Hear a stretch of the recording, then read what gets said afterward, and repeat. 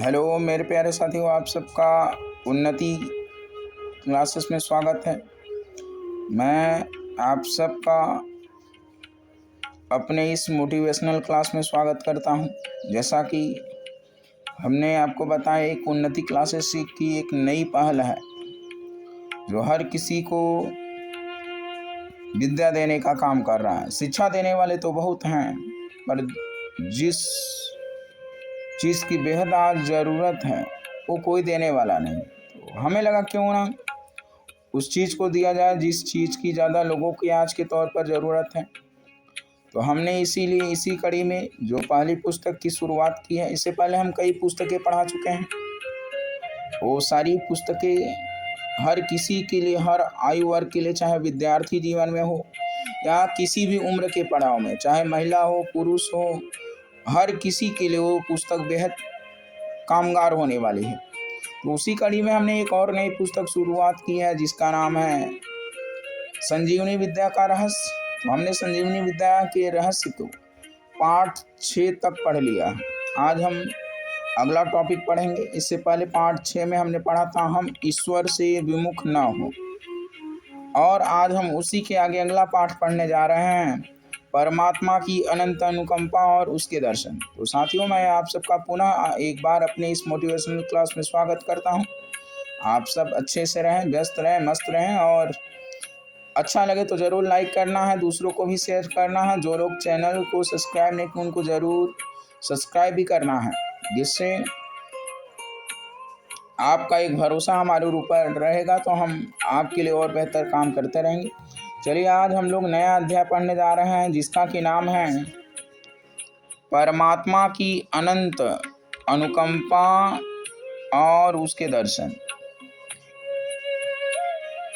साथियों, आज लोग परमात्मा की अनुकंपा को, अनंत अनुकंपा को नहीं समझ पाते और ना ही उसका दर्शन कर पाते। तो हम किस तरीके से परमात्मा की अनुकंपा को प्राप्त करें और उसके दर्शन कर पाएं, हम लोग यही समझने वाले हैं। भगवान सदा सभी के साथ है। इससे पहले वाले में अभी हम लोगों ने पढ़ा था, लेकिन हम लोग न तो देखते हैं न समझते हैं, और जिसके कारण हम उससे फायदा उठा नहीं पाते। देखिए, कहा जा रहा है भगवान सदा सभी के साथ, वह घट घट वासी और सर्वव्यापक होने के कारण जहाँ भी हम रहते हैं वहाँ हमारे साथ ओतप्रोत हुआ होता है।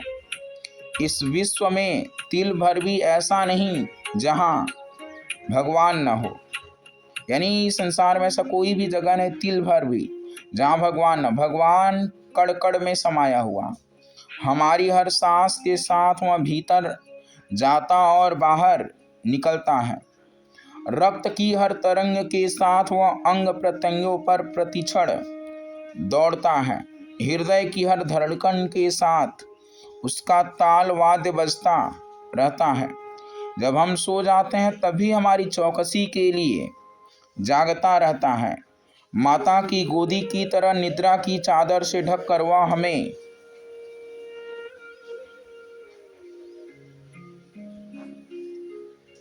अपनी छाती से चिपका कर सुलाया करता है। जब सब ओर से जीव अशांत और क्लांत होकर थका हुआ चकनाचूर हो जाता है तो निद्रा के रूप में परमात्मा की गोदी ही उसे विश्रांति प्रदान करती है।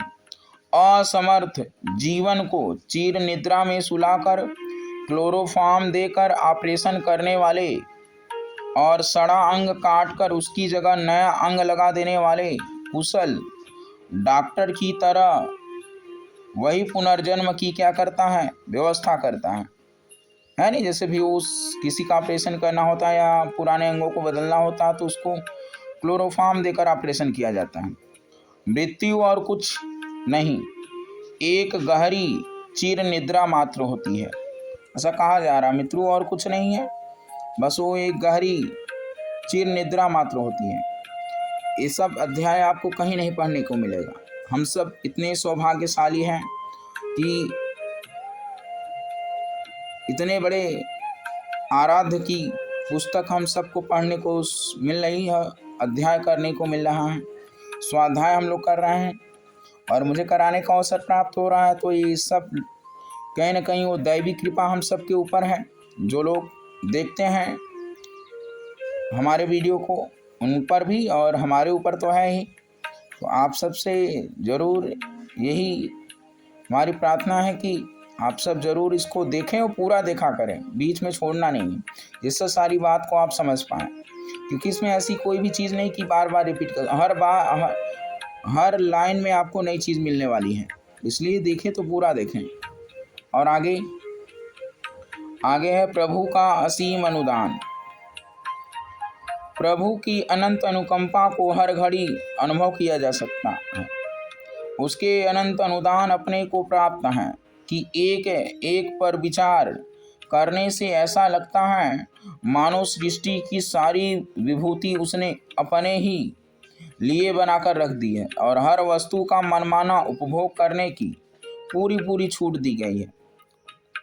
इउला कर बहती हुई नदियाँ, शांति से किलकिलाते हुए सरोवर, मधुर मुस्काते हुए पुष्प, चहकते हुए पक्षी, ये सब को परमात्मा ने हमारे लिए बनाया है।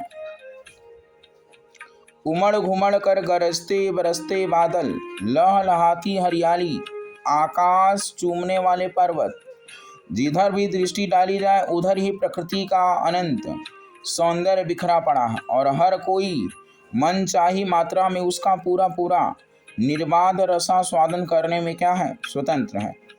जो शरीर हमें मिला है उसका एक एक कल्प ऊर्जा ऐसा कीमती है कि विज्ञान की उन्नति के इस युग में भी वैज्ञानिक लोग करोड़ों रुपया खर्च करके भी ऐसे कल्प ऊर्जा नहीं बना सकते हैं जैसे भगवान ने बना दिया। जैसे इस देह में लगे हुए हैं, आंखें जैसा स्पष्ट देखती हैं वैसा कैमरा कोई अब तक नहीं बना सका। मस्तिष्क की रचना ऐसी विलक्षण है कि उसके सूक्ष्म विद्युत संस्थान की छोटी छोटी गतिविधियों को समझने का प्रयत्न करने मात्र में बुद्धि थक जाती है। हाथ पांव पाचन संस्थान, श्वास संस्थान, रक्त संस्थान, मल विसर्जन संस्थान की रचना और उपयोगिता ऐसी आश्चर्यजनक है कि उस वैज्ञानिक की, उस कलाकार की कृति को निहारते निहारते यही लगता है कि इस रचनाकार की मानव शरीर में हुई अद्भुत रचना प्रक्रिया को समझ सकना भी कठिन है और समझने की आवश्यकता भी नहीं। साथियों, इसे निष्कल परमात्मा हमारा सच्चा साथी है। उससे बड़ा इस दुनिया में शक्तिशाली कोई नहीं है। तो हम परमात्मा से उन्मुख न हो, परमात्मा से जुड़े, उसके अनुदानों को प्राप्त करें और उसके हम दर्शन कर पाएँ।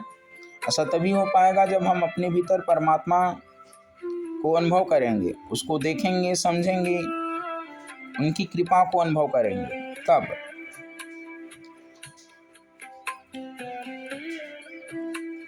आगे देखिए कहा जा रहा, मानव जीवन की सुख सुविधाएं।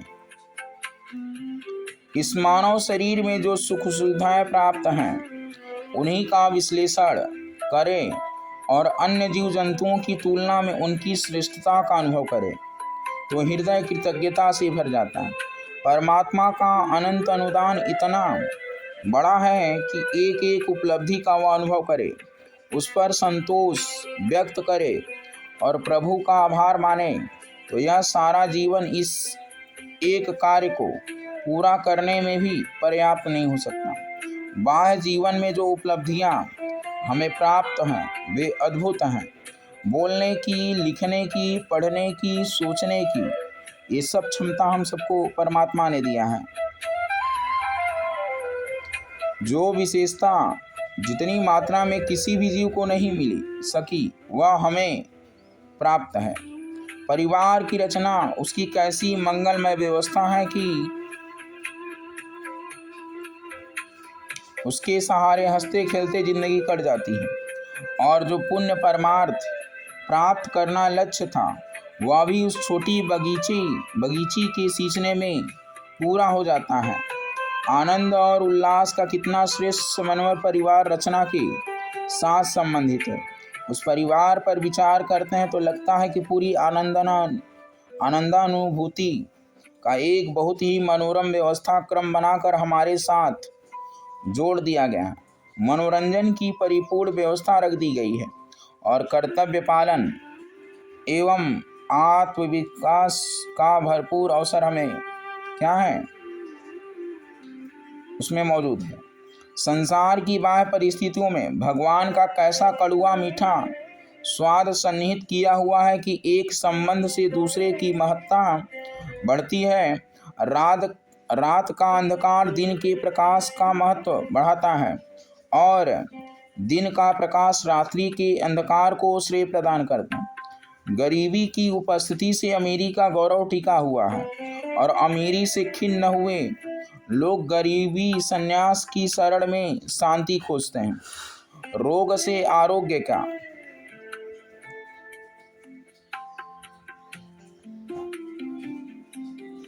महत्व तो समझ में आता है। पाप को देखकर पुण्य की प्रतिक्रिया उत्पन्न होती है। दुरात्माओं की उपस्थिति में महात्माओं का सम्मान होता है, यानी दुरात्माओं की उपस्थिति में और महात्मा भी रहेंगे तो वहाँ हम महात्माओं का सम्मान करते हैं। यदि सब कुछ एक सा ही रहा होता, व्यक्तियों और परिस्थितियों में अंतर न रहता तो मनुष्य की सूझबूझ का कोई महत्व ही न रहता, वह कुंठित पड़ी रहती और जो हलचल चारों ओर दिखाई पड़ती है उसके स्थान पर सन्नाटा छाया होता। जिन बातों को हम परमात्मा की भूल या अकृपा एवं अव्यवस्था समझते हैं उसमें वस्तुतः उसकी सुव्यवस्था ही क्या होती है, सन्निहित होती है। यानी जो गरीबी हमें दिखाई देती है, पापी दिखाई देते हैं, दुराचारी, ये सब परमात्मा की व्यवस्था के लिए ही है। ऐसा नहीं सोचना है कि या तो परमात्मा की भूल है या कृपा है या अव्यवस्था, ऐसा नहीं है। और आगे हम देखते हैं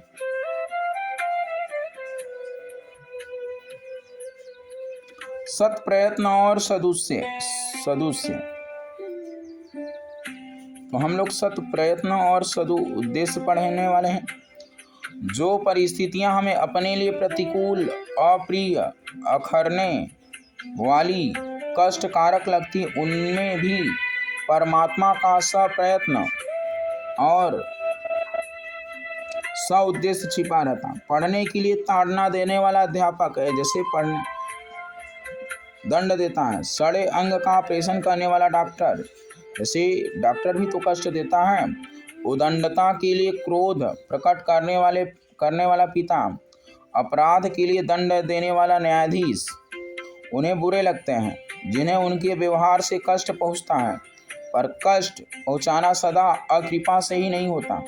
माता को प्रजनन का कष्ट भुगतना पड़ता, पर क्या यह किसी के क्रोध या दुर्भाव का प्रतिफल होता है? ऐसा नहीं। ईश्वर का प्रेम और अनुग्रह कई बार माता के दूध पिलाने की तरह मधुर और कई बार कान ऐंठने की तरह कड़वा होता है। बालक नहीं, माता ही जानती है कि इन दोनों में केवल बालक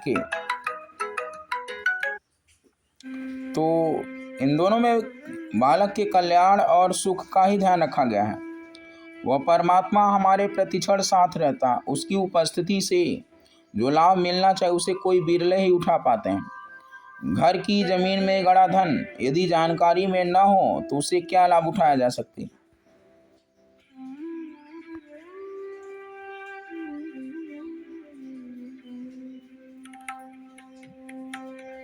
क्या लाभ मिलेगा?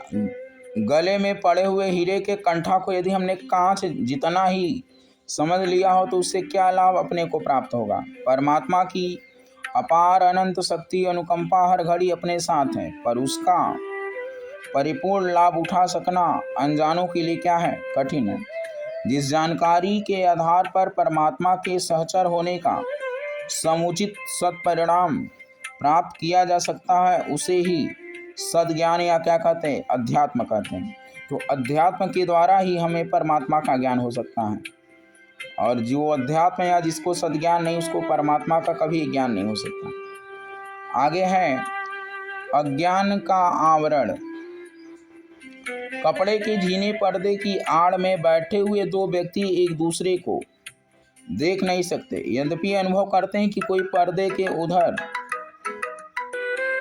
तो जैसे कहा जा रहा, कपड़े के झीने पर्दे की आड़ में बैठे हुए दो व्यक्ति एक दूसरे को देख नहीं सकते, यद्यपि अनुभव करते हैं कि कोई पर्दे के उधर बैठा है। हम यह तो जानते हैं कि परमात्मा हमारे समीप है, भीतर ही है, पर उसकी उपस्थिति से वह आनंद और लाभ नहीं उठा पाते जो सानिध्य और सहचरत्व से मिलना चाहिए।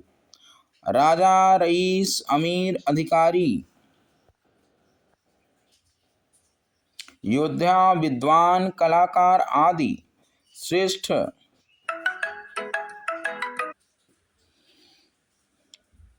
और हम लोग देखते हैं तो योद्धा, विद्वान, कलाकार आदि श्रेष्ठ लोगों की मित्रता और समीपता से जब लोग बहुत लाभ उठा लेते हैं, तो इतने उदार और अनुग्रही परमात्मा के निरंतर साथ रहते हुए भी कुछ लाभ न उठा सके तो यह अपना दुर्भाग्य ही कहा जाएगा, है नहीं। तो साथियों, हमें समझना है कि परमात्मा हम सबके भीतर बैठा हुआ, हम उससे लाभ उठा पाए जिसमें हमारा ही सौभाग्य होगा। अगर हम परमात्मा को भीतर नहीं देखते हैं, उसके अनुग्रह को नहीं मानते हैं, तो कहीं ना कहीं हमारा दुर्भाग्य ही कहा जाएगा ये। आगे हम लोग देखते हैं,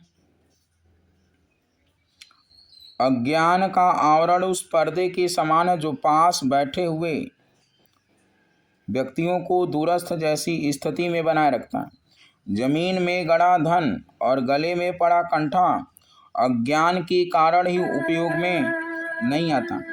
अज्ञान इस संसार का बड़ा अभाव और दुर्भाग्य है। उसे हटाने के लिए समुचित प्रयत्न नहीं किया जाना चाहिए। आगे हम देखते हैं,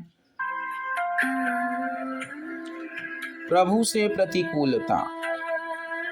तो तृष्णा और वासना के वशीभूत होकर मनुष्य परमात्मा की आज्ञाओं, मर्यादाओं, इच्छाओं का उल्लंघन करता है और सोचता है कि इस प्रकार वह अधिक जल्दी अधिक मात्रा में एक सुख साधन प्राप्त कर लेगा।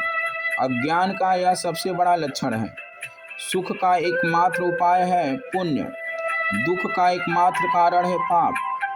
पापों के प्रतिफल से परमात्मा ही दुख और पुण्य के फल स्वरूप सुख की व्यवस्था करता है ना। और आगे हम लोग देखते हैं, जो महत्वपूर्ण उपकरण सर्वसाधारण को मिले हैं वे इतने पर्याप्त हैं कि उनके आधार पर आनंदमय जीवन व्यतीत किया जा सकता है। हमें क्या सोचना, क्या करना चाहिए, इसकी सुनिश्चित धर्म मर्यादाएं बनी हुई है। सद्विचार और सद आचरण का पालन करते हुए परमात्मा के अनुग्रह को अधिकाधिक अनुभव किया जा सकता है। प्रभु की समीपता का श्रेष्ठ उपाय है कि उसे सर्वव्यापक मानकर अपने विचारों और आचरणों को इस योग्य बनाएं कि प्रभु की प्रसन्नता और अनुकंपा निर्बाध गति से प्राप्त होने लगे। सूर्य की धूप, गर्मी और रोशनी उन्हें प्राप्त होती है जो खुले आकाश के नीचे बैठते हैं।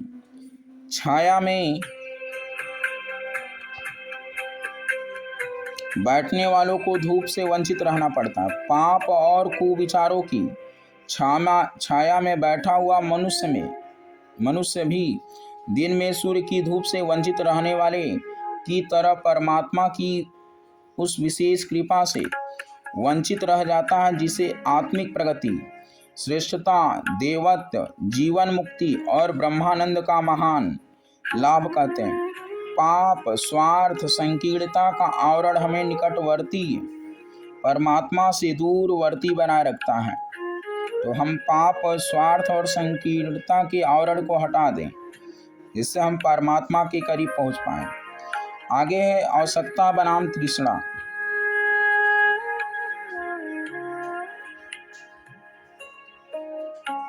आवश्यकता बनाम तृष्णा।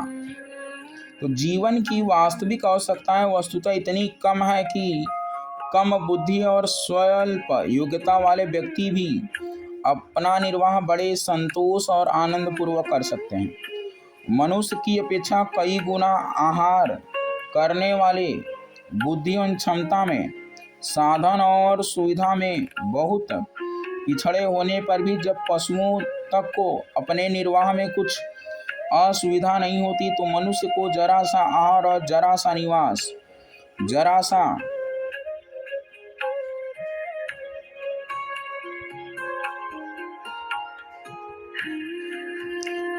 सा कपड़ा चाहिए, वह कहाँ कम पड़ने वाला है। तृष्णा और वासनाओं की हविस उसे न जाने कितना जोड़ने, न जाने कितना भोगने की लिप्सा उत्पन्न करती और उसी अतृप्ति में भटकता हुआ लोभ मोह में ग्रस्त प्राणी उतावली में अकर्म करने पर क्या हो जाता, उतारू हो जाता है। यह स्थिति परमात्मा से विमुख करने वाली है। परमात्मा की इच्छा और आज्ञा की अवज्ञा करते रहना, पूजा के नाम पर चावल छोड़ते रहना विडंबना मात्र ही है। आगे हम लोग अगला पढ़ते हैं। उपासना की निसंदेह बड़ी आवश्यकता है। उसकी उपयोगिता, महत्ता, शक्ति और संभावना बहुत है, पर उस मार्ग में सफलता केवल उन्हें ही मिलती है जो परमात्मा से विमुख नहीं है, उसके बताए हुए मार्ग का उल्लंघन नहीं करते। गुलाब के बगीचे के पास रहने वाले सुगंधित वायु का रसास्वादन करते हैं और दुर्गंधित गंदे नाले की समीपता से बदबू और बीमारी के शिकार होते हैं। वायु एक ही है, पर वह सुगंधित और दुर्गंधित पदार्थों के संसर्ग से हमारे लिए लाभदायक और हानिकारक बनती है। सद्विचारों और सत्कर्मों को छूकर परमात्मा की जो कृपा वायु और हमारे समीप आती है, उसमें सुख शांति का भंडार भरा होता है। किंतु हमारे पाप और दुर्गुणों को छूकर प्रभु की दृष्टि टेढ़ी दुर्गंधपूर्ण बन जाती है। उसमें अभिशाप, क्रोध और नरक का प्रत्यक्ष दर्शन होता है। शीतल वायु के समान परमात्मा की निरंतर बरसते रहने वाली स्वास्थ्यवर्धक शीतल कृपा भी हमारे पाप और अज्ञान के कारण विकारों, निमोनिया, कफ, खांसी आदि के रूप में कष्टकारक प्रतिक्रिया उपस्थित करने लगती है। तो कितनी अच्छी बातें हम सबको बताई जा रही हैं। आगे है परमात्मा का सानिध्य और साक्षात्कार। परमात्मा को हम अपने समीप देखें तो हमारे बिल्कुल पास, रोम रोम में ओतप्रोत दिखेगा। जिधर भी दृष्टि दौड़ाई जाए उधर ही उसका महान दान बिखरा पड़ा दृष्टिगोचर होगा। पर जब हम उसकी ओर से विमुख होकर तृष्णा और वासना के पीछे, माया के पीछे दौड़ने लगते हैं तो लगता है कि परमात्मा सो गया, कुपित है, अन्याय कर रहा है, सुनता नहीं, निष्ठुर है। जब अपनी चाल सीधी हो जाती है तो प्रस्तुत कठिनाइयों के पीछे भी आशाजनक भविष्य निर्माण की मंगलमयी व्यवस्था दिखती और वर्तमान कष्ट, प्रसव वेदना के समान अगले ही क्षण मंगलमय परिणाम प्रस्तुत करने वाले लगते हैं। प्रेम और विश्वास के आधार पर प्रभु को प्राप्त कर सकना हर किसी के लिए सरल है। वे सच्ची भावना से की गई थोड़ी उपासना से भी प्रसन्न हो जाते हैं, जबकि आडंबर की तरह बहुत तोता रटंत भी कोई विशेष परिणाम नहीं निकलता। हमारी भक्ति भावना पूर्ण होनी चाहिए। भजन के साथ कर्तव्य पालन जुड़ा रहना चाहिए। पूजन के साथ आत्मशोधन की प्रक्रिया भी सम्मिलित है। आगे क्या कहा जा रहा है? आरती के साथ अंतर्दीप्ति भी प्रकाशित हो। नैवेद्य यानी प्रसाद चढ़ाने के साथ यह भी ध्यान रहे कि मानव जीवन की सार्थकता परमार्थ में है। व्रत के साथ इंद्रिय संयम होना जरूरी। भक्ति का पूजा का बाह्य कलेवर भावनापूर्ण हो, पर साथ ही भीतरी शुद्धता की प्रक्रिया चलती रहे। अज्ञान और पाप का पर्दा जितना ही फटता जाएगा परमात्मा का दर्शन और तो उसका अनुग्रह उतना ही सरल होता जाएगा। लेकिन आजकल ऐसा कोई करता नहीं, केवल कर्मकांडों पर लोग आजकल ज़्यादातर ध्यान देते हैं। अब आगे हम अगला अध्याय पढ़ेंगे, पाठ 8 के लिए कर्म पर भावना का प्रभाव। यानी हम जो कर्म करते हैं उस हमारी भावना का उस पर क्या प्रभाव पड़ता है, हम लोग इसको अगले अध्याय में पढ़ेंगे। तो साथियों, अगर ये अध्याय अच्छा लगे तो ज़रूर लाइक करिएगा, शेयर करिएगा, और जो लोग चैनल को सब्सक्राइब नहीं किए ज़रूर सब्सक्राइब। बस यही रिक्वेस्ट है कि वीडियो को पूरा देखेंगे, सारी बातों को समझेंगे, पढ़ेंगे तो ज़रूर समझ में आएगा। ठीक है, धन्यवाद, मिलते हैं हम लोग नेक्स्ट वीडियो में।